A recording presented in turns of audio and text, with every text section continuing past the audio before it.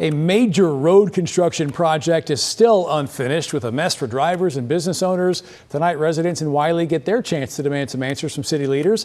WFAA transportation reporter Janelle Fort has more.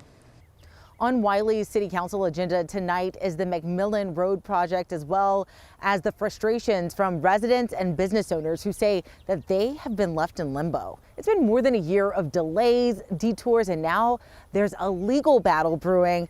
You can see the mess here on this stretch of the road. They've got these barriers up. The road is blocked to through traffic, and it is expected to be a packed house tonight. The project began in November of 2023. It was meant to fix a dangerous S-curve and widen the road to 4 lanes, including a 1,100-foot bridge.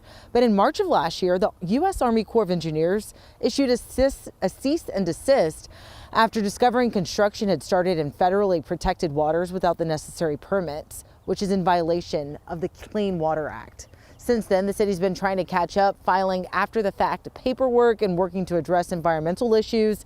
I reached out to the Corps. They told me they recently gave the green light for part of the project on the east side of the road, but the west side is still tangled in red tape. Federal officials are waiting on final signatures from the city, the Texas Historical Commission, even consulting with native tribes to approve a plan. Meanwhile, the Trinity Valley Ranch, a horse facility in the middle of the construction zone, says the detours have hurt their bottom line and they're now suing the city. They'll be at tonight's meeting.